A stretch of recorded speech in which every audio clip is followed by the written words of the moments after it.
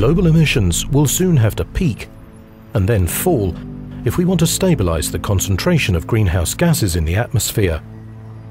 The UN Climate Panel, IPCC, has found that there's a fair chance to limit the increase to 2 degrees Celsius in the global temperature if global emissions peak soon and are then more than halved by 2050. The baseline shows the rise in emissions that will occur over time if nothing is done to stop it. To reach the 2 degrees Celsius goal, it's been proposed that developed countries reduce their emissions by 25 to 40% by 2020 compared to 1990 emission levels, while developing countries limit their emissions by 15 to 30% compared to the baseline.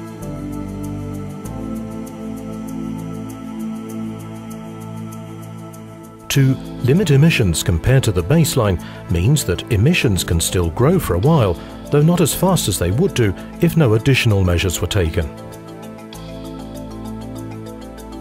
The Climate Convention distinguishes between Annex I countries, also called developed countries, and non-Annex I countries, also called developing countries.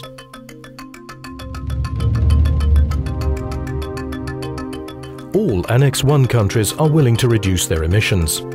However, some find it unrealistic and not necessary to cut their emissions by 25 to 40% by 2020, while others think it's too risky to wait. The European Union says that the common target for all developed countries should be a 30% reduction. The United States, though, doesn't want to reduce by that much by 2020. They say that what counts is getting on a viable path between now and 2050. A somewhat steeper path in the latter period could make up for the slightly slower start. Most developed countries plan to make cuts in their emissions, but they also say that they'll only make big cuts if developing countries take on obligations too. Several non-Annex I countries are large emitters, and in the long run, global warming can't be contained if these countries don't limit their emissions. All non-Annex I countries say that developed countries must take the lead in emission reductions. They say that developed countries have the historical responsibility for global warming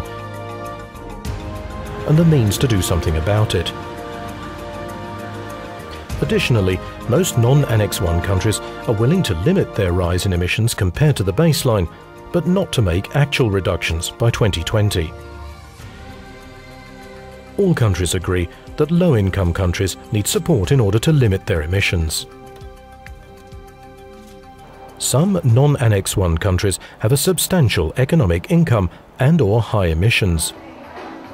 So a major debate in the climate negotiations is whether these countries should take on bigger commitments in a new climate deal to limit emissions than other developing countries. Some argue that if they don't, it will be impossible to sufficiently limit global warming, even if targets are set high for Annex I countries. Others argue that it's unfair to treat these countries differently from developing countries in general. When discussing who should limit or reduce emissions and by how much, some prefer to consider the economic welfare of the country. Others prefer to consider the size of emissions. Others again say that both aspects should be taken into account. Emissions can be measured either per country or per person. Measured per country, several countries that are presently categorized as developing countries have very high emissions and therefore a significant impact on global warming. If measured per person, however, these countries have much lower emissions than developed countries. In China, emissions have been growing very rapidly. In fact, China is now responsible for producing more emissions than any other nation in the world. Although China's emissions will continue to rise, they plan to limit the rise by introducing new technology and by using energy more efficiently. Chinese companies producing batteries, electric vehicles, solar panels and wind turbines are growing rapidly. The Indian government says that priority goes to economic growth to end poverty, while shifting to cleaner sources led by solar energy. It's also said that India's emissions per person will never exceed those of rich nations. It's possible to reduce greenhouse gas emissions by minimizing the use of fossil fuels and making a transition of the energy system to low-carbon technologies.